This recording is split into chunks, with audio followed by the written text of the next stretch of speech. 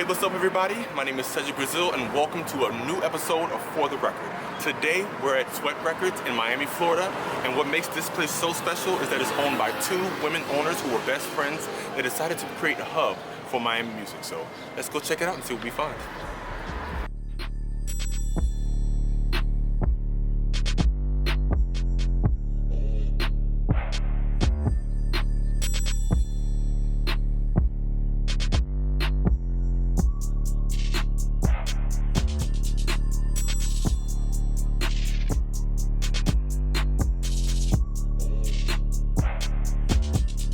I think today I'm looking to see what I can find that I guess I have an emotional attachment to, and to see what else I can get that maybe I should listen to more. Like, for example, I'm seeing this Marvin Gaye record. Like, something like this would be good to start off, like, because I would love to get more into Marvin Gaye. I just watched the documentary on him, so to get more into his life and his story and his music would be important to me. Like, I know some of his records, but I don't know the whole album. So somebody that I'm not familiar with or that I would like to learn more about is what kind of record I'm looking for today.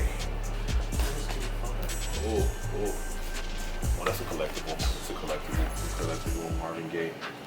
Love Marvin Gaye. I think he's one of the pioneers of the R&B sound, especially in that time. Yeah, he was something on time. And the way he stacked his vocals was crazy. It was kind of like what people do today, as far as like stacking the harmony, stacking the vocals in a certain way to where it creates a unique experience in the ears. I always love that about him. And Sade. Ooh, this is good. Ooh. I think I should just have a Sade album just to have it. I might actually buy this. I might buy this because it's Sade. I grew up on Sade, so songs like Soldier of Love and Sweetest Taboo, and I mean Soldier of Love is a newer record, but like Sweetest Taboo was a good one. And this is no ordinary love, no ordinary love. I love that, and I just love how she releases a record like almost every 10 years and the world embraces her every single time. Like, it doesn't matter how long she goes away, people still embrace her and appreciate her every single time she shows herself to the world. And I love that. That's very rare, I feel like, for an artist to do. And she's somebody who's done that for her whole career. And I hope, it's about 10 years now since her last record, so I'm hoping we see her in at least a couple of years coming up soon. It's a Rocky too.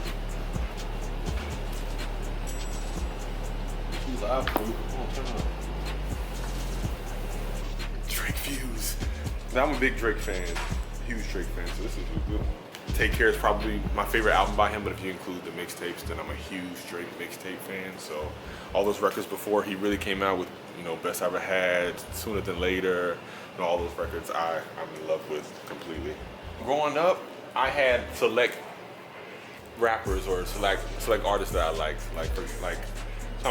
I can't say I'm like the biggest rap connoisseur around, but I have certain artists like T.I. Like, I love T.I. discography. I was a huge T.I. fan growing up. So huge, I don't know if people classify him as rap, but T-Pain was a huge, who else? A huge, well, anybody from Florida, like Plies, of course. Listen to everything Plies did because we had to. Or anybody from Florida. Huge Florida rapper or Southern rapper fan. Other areas, I wasn't like West Coast rappers or North rappers, like New York rappers. I didn't get into until I was young, like in high school. So I can't claim to be the biggest rap fan, but the more I learn of its history, I understand its importance when it comes to R&B infused together. Like, they're important together. I'm really looking for. I just saw D'Angelo, so I was really hoping there was some D'Angelo in here, because that'd be crazy. Don't see the D'Angelo, this is gonna be sad. No. Another one of my favorite artists of all time, Maxwell, who gets no love and doesn't get enough appreciation, doesn't get enough flowers. He really set the tone for his sound, especially with neo soul. He was one of the innovators of that sound, and his falsetto is his icon. Is his I don't know, marker or the thing that you recognize himself for, what he's most recognized for. And I think he doesn't get enough flowers, but I think eventually he will. And by the way, one day I would love to tribute Maxwell in some way. I think that'd be really fire. But this is one of my favorite artists of all time. This album, Emperium specifically, was so slept on because it was so different. And even today, people don't understand it because it's so left. So I do appreciate this artist for being a true artist in that sense and bridging the gap between R&B, neo soul, and the mainstream. So Shout out to Maxwell. Had to get that. But we in Miami. Shout out to Seagram's. And J. Cole. This is actually my favorite J. Cole project. And it has my favorite J. Cole song on it ever, which is 03 Adolescence. My little sister got me into this group called the Black Keys, and I've been really getting into them. And I'm trying to see if they have the album that she put me on to. Because I think now I'm looking to get albums that can also further, I guess, whatever collection I already have, or an artist that I haven't even started collecting for. So I think that's where I need to focus myself. This is the album. Yeah, but this is the album that my sister started me off with, Black Keys, and this is a very good body of work. Like it kind of reminds me. I don't even know what it reminds me of because it's so different. But this is to me one of the best. I love this. If I'm thinking about this one, I might get this just because it's so different, and I enjoyed this album a lot. Like shout out to D for putting me on to this group because they're amazing. Let's see what else we can find. Ooh, Coldplay. Sorry. Okay, what song is this? I love this. I love the way it looks. I would want to buy the Coldplay album with Yellow and their first album because I think that's one of the best projects they ever had. Either them or Maroon 5 because I love both those groups. I feel like they were like soulful but still had like that alternative vibe, but still had like these elements of like soul music ingrained to their music. Now I feel like they're more so pop, which is cool, but I really love the inception of that group because I feel like their sound was, no one was doing that.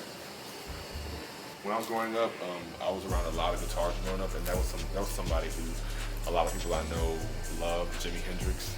I was always taught that like he was part of the 27 Club. If you don't know what that is, pretty much the greatest artists in the world die at 27, like Amy Winehouse, Jimi Hendrix, and a few others, like a whole list. And he's one of those people that when I grew up, like I just kept hearing his influence and his name around me a lot. So I always hold him in great reverence. And he has a good documentary out there if you really, and a great movie with Aundre 3000, I think, plays him. So he's a great artist. Herbie Hancock, I saw him live. Great experience. I saw him live at Jasmine Gardens like a few years ago actually, and like that's one of the best instrumental shows I've ever seen. I felt like it had such class to it, and I felt like you were getting a real musical experience from start to finish, and he was able to tell the story musically and transcend his set list without even having to speak a word the whole set. You understood the story of what was going on musically just by listening. And that was a really cool experience. It just felt like I was like at a jazz house or something to that effect. And I really liked that. One of the original like queens of jazz, like somebody who really set the tone for music. R&B music before it was R&B music, because it was jazz first, blues, whatever you want to call it.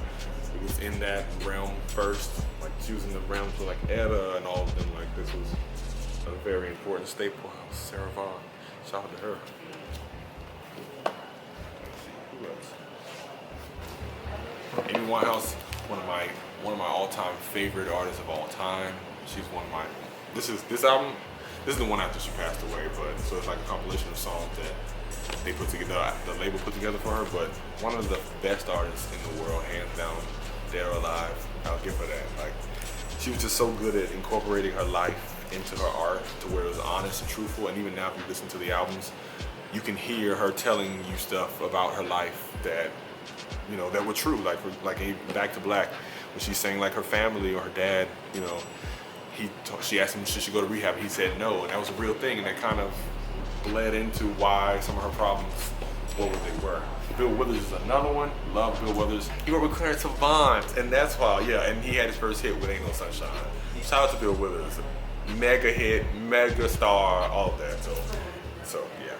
Again, one of the biggest, if not the biggest girl group, the biggest girl group in the world, aside from a few, Supreme, Destiny's Child, Spice Girls, aside from, you know, those groups, but revolutionary group. I think they did their thing. Their later albums were some of the best. Crazy, Sexy, Cool, Fan Mail, some of the best projects. Really great projects. I don't think I get tired of the experience of looking through vinyls. I think I'm always shocked at who I see and like, oh wow, I totally forgot about this artist. Oh wow, I need to go listen to them.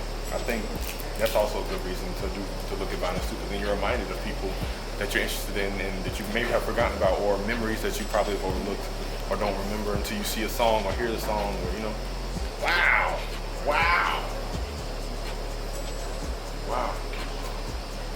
Tiana. This is a great album too, though. Honestly, I feel like she was overlooked on this album because it was such a great album. But if she wasn't overlooked, then she wouldn't have stopped being an artist. Because this was actually a really good album. I liked the thought of it and how it was separated, and the songs, how they were grouped together, and the themes. I thought it was very intelligent. I do think it's a good project. Very, very good project. That shouldn't have been overlooked, and that should have at least got nominated or something, somewhere. So, shout out to Tiana for that. And I hope she comes back because we need artists like her. Yeah. Thanks everyone. It is. But when I worked at a big corporate record store, the music buyers were in LA. So there'd be songs that were super popular in Miami, and we wouldn't have any. And then it would take weeks to get it in. We'd have to tell 100 people, sorry, we don't have it, we don't have it. So that was really annoying, and that made me think, wow, it'd be nice if there was a record shop that actually like catered to the community it lives in. So that was the main inspiration. Also, Miami's just so spread out, you know. Yeah. We needed. That's so cool though. That's cool that it's lasted this long. Congrats on that. Thank you, thank you. Yeah, we adapt and change, and we listen to our customers. When we first opened, it was 2005, so we were half CDs. Now we're almost all vinyl, as you can see, because the people just want more vinyl. We're happy to serve that. A little specific, have some brandy in here. Some brandy? Yes, please. On vinyl? Yes. Let me know. Like every record store I go to. I know. I wish. It's hard. For like maybe like 6 years ago we could get brandy, but It's hard. yeah, major labels it's weirder. Yeah, really? Yeah, just because they have, who knows what their production schedules are, and they just go in and out of print. So sometimes we'll be able to get all the Al Green records, and then they all Go away. are in between pressing, so we can't get them for a couple months. Wow, that's crazy. It's very different for every record. Yeah, It's that's different. a lot to keep track of, but thankfully our music buyer Emily is amazing and her job. That's so cool. Yeah. So cool. Today, chosen Maxwell. Maxwell. Trying to. Yes. So yeah,